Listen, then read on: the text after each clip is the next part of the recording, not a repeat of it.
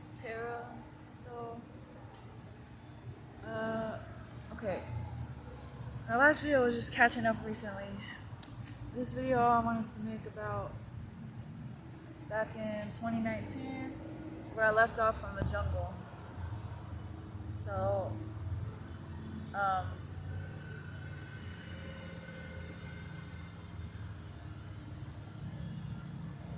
yeah, so right now I'm sitting here outside against a tree. I had to leave work today because I like the job, but literally, people are mean, okay? This shit has been happening to me since around October 2020. Uh, I will get a smell. It's called magic. It's called a spell, a spell to make me leave. They'll make me smell something nasty until I leave. So, at work today, for some reason, the last 3 days went great. For some reason, at work today, it was bad. I was just slapping at the dough, and the girl next to me, like, I don't know, I'm on my period and shit. I was emotional. I was having all these doubts and thoughts running through my head. Like, maybe I should just leave my home and just leave my home because I was sad. I was thinking about that. And so every time I would pick up a piece of dough, the smell would come back. And I would put it down, and a voice in my head would say, leave, and the smell would go away. Just quit your job, and it will stop. So I tried to. I went to the bathroom. I took a piss. I tried to stay, and then I went to do it again. I went to go work again, and it came back. The smell came back. Like I'm trying to work, and the smell comes back, and the girls that are next to me are laughing. So I said, I can't fucking do this. Like I told my manager, like, yo, this is what's happening to me. It's black magic. Like, why is this shit happening? I can't take this shit. He said, get the fuck out of my store and go to the hospital. So I guess I'm just not gonna be able to make money. That's fine. I'd rather be out here anyways, I guess. I have to be. I mean, everything was fine. Like, I don't understand why they had to do that to me. I'm a good worker. I'm a good employee. Like we went through all the trouble to hire me. They went through all the trouble to train me just for that. Just because what? Because she didn't like what I was thinking about. Whatever. Anyways, so yeah, 2019. My grandma picked me up from Knoxville after I went to go visit my friend, and she was gonna put me in rehab. A couple of days later, I left again. I was not done getting high, so this is around August. So all through August and September, I pretty much stay outside. I'm staying outside, smoking meth every day, exploring Nashville. It's pretty nice out here. There's places to stay. I mean, just like here, just this tree, like I could just sleep here and just like chill, whatever. But at the time, yeah, I was just smoking every day.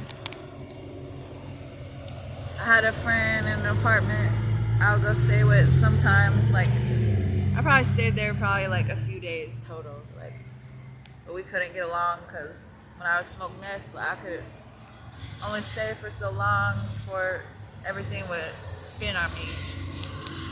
Just like spin, like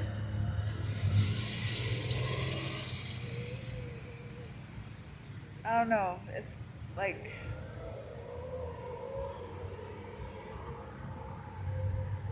I had to smoke though because the urge was so strong. The calling, I couldn't stay sober. I just couldn't. It was so depressing to stay sober. So I would rather be on the run smoking than to stay sober because it was literally like something pushing me around, like pushing on my chest and shit, and making me do things. Like I had to do it, or else the thing would push on my chest. So, so I kept smoking, and I met this guy one day. I don't know. Things were getting darker and darker with the meth. Like it was like a psychopath arguing with a psychopath. Like it started off great. I started off so high, and then by the end of the next couple of days, like I would be in pain, crash out, eat a bunch of food, and repeat. And one night, something was beating on my legs. Like one night, like I ran and ran and ran, and I was up on over by what was it? Over by Lowe's, and on Nolensville Road, up by Lowe's and shit. And literally, this was like the worst one that I felt so far as meth beatings. Like where like okay, one time before my bone literally popped out of my shoulder. Like it restructured my whole body shape. Like it's crazy how that works. But yeah, the pressure. But anyways, this one was pretty bad. Like so I get to Lowe's, and then there was something beating on my legs, making me run in circles. Literally, I was running in circles to try to get it to stop hitting my shins. Finally,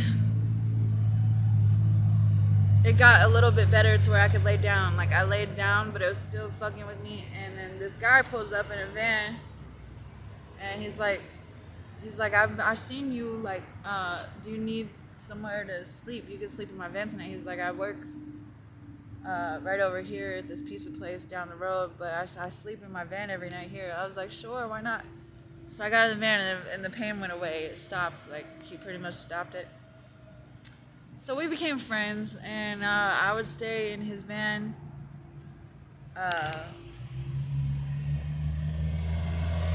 In the next couple months, I would stay in his van like every day, and then when I got bored, I think he was trying to get me clean, but I wouldn't get clean. So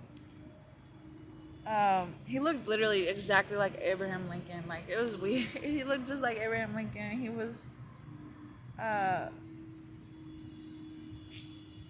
very like solemn, but he was nice. And he said I could stay as long as I wanted. Like while he go to work, I could just live in his car.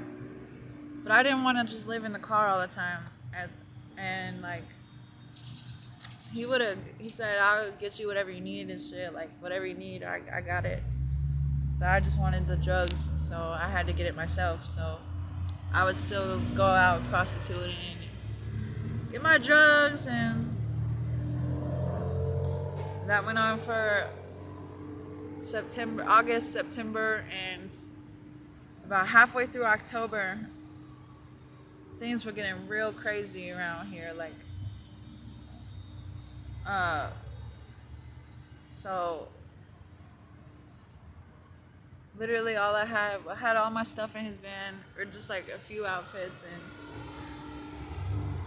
I was just trying to like pretty much use him as a place to sleep. A friend really, but like we couldn't get close because I was still chosen the drugs, so we couldn't really get close. But anyways, halfway through October, I asked him, can you take me to Iowa, back to my hometown from high school? Not my hometown, but like when I was 14, I moved to Iowa, and I lived there for 3 years on and off. Came back and forth between here and there. In my high school, I lived in Iowa. So I just had this intense urge to go back to Iowa and see if I could find all my old friends from high school and my ex, and see if I could make a life up there. That's where I started doing meth too anyways. So I was like, I need to go to Iowa. So he was like, yeah, right away. That same day we took off. I was like, yeah, why don't you come move up there with me? He was like, all right. Like we were really gonna move up there. So we got there. So my hometown immediately. I already knew where everything was. And the first night, I was like, take me to this gas station in the hood so I can find some meth. And we did right away. He took me to the gas station. I walked up on this little thug looking kid and I was like, get me some meth. So he walked me to this corner house and he was like, yeah, this is the meth dude. Introduced me to this guy named Phil. I fucked him. He gave me some meth. So now I knew where to get the meth. So yeah, we went and visited my girlfriend, Preston. Not my girlfriend, but like my friend girl from high school. And I wanted to go find my ex-boyfriend, but at the time I was thinking maybe me and this guy were going to eventually, like, it was cool because we actually just friends the whole time. Like, we remained just friends. Nothing ever happened between us. And I was thinking if we lived together long enough, maybe something would grow. But it just didn't work out that way. Like, he was there with me for about 3 days. I stayed in his van and just smoked, and eventually we got in an argument and we just couldn't make it work. I don't remember why, but I had to get away. I just wanted to be free, so I said I'm going to go make a life by myself. Then where we can't get along, we can't try to get a place together, and you can stay here, I don't care, or you can leave, but leave me here. So I left and he went back to Nashville, and I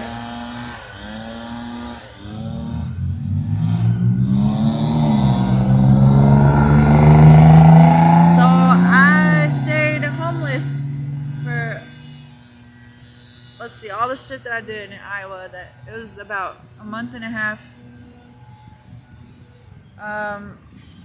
It was cold up there too. I mean, it's like the beginning of winter, so it was freezing cold. So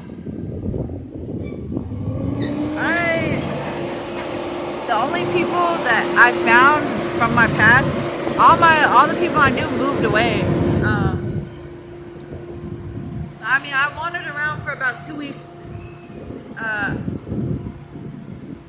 went and I found one of my exes, and one of my exes, not from high school, but his name was Chompers. I told you about him in one of my videos. Found him on Facebook, so he was like, yeah, you can come over. So oh yeah, at the time I didn't have nothing, but they had in Iowa, in this little town, they have this place called what is it? I don't remember what it's called, but they give away free clothes to homeless people and big bags of food. So I would go there every day, every few days, and get new clothes and just carry around coats. I carry around big ass bags of clothes I could sleep on, and I could carry on they had a lot of cute clothes, so I do that every day. I would take up my time and get my food there, and yeah, so stay outside for a while and doing the meth, and then yeah, I found my ex. I was like, I really did like him, so I was thinking maybe I could try to move in there, but again, the meth came between us. He was like, you really can't be, like, I stayed there for a couple days, and I made him get me some meth, and then I just crashed out and ate all his food, and he was like, you gotta go, like, so I was pretty mad, because, I don't know, he's like a musician, he's really cool. Like, I thought maybe, because he did meth too, so I thought maybe we could be together, do it together, but I guess we weren't on the same page, so he was like, no. Really, I was looking for my ex Riley, so the one I was with for 8 months, and we were really close, and so a couple weeks I was wandering around looking for him. I went to his old house, and he wasn't there, and I was just crying, like going to every place I could, asking if they knew where he was and nobody knew where he was, so I was pretty sad about that.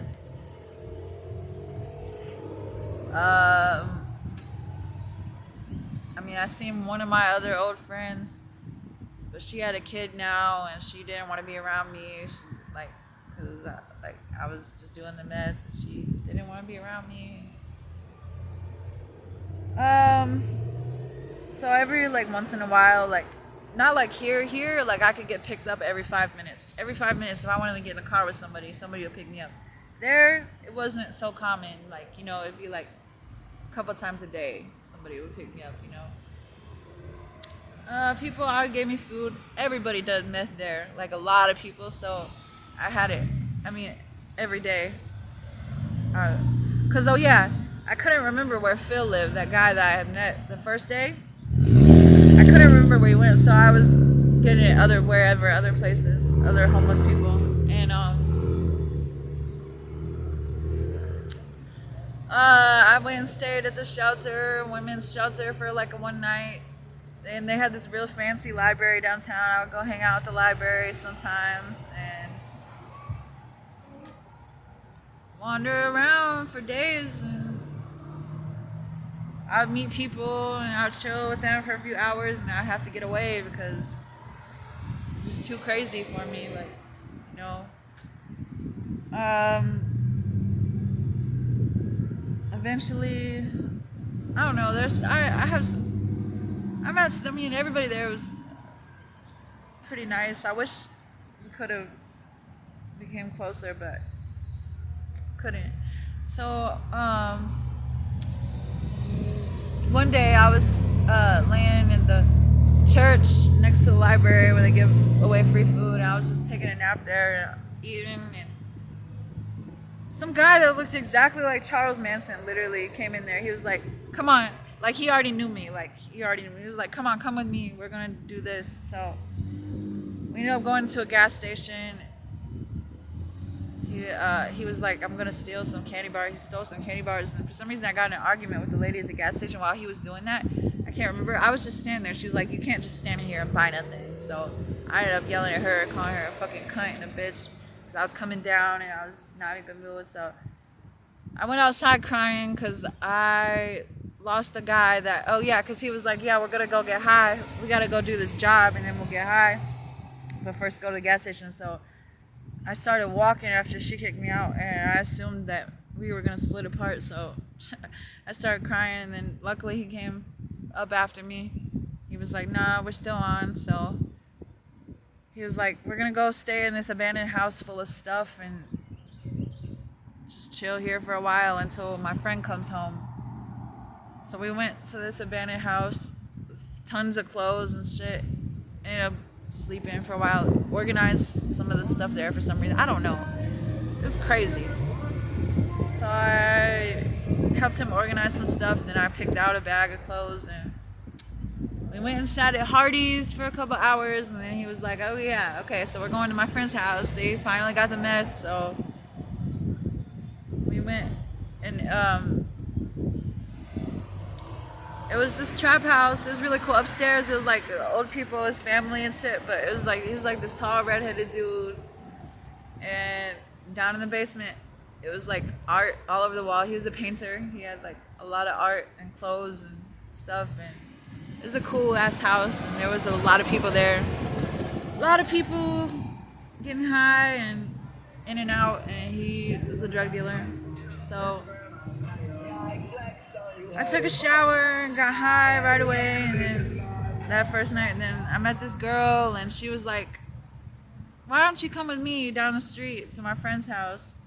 I don't know, I ended up going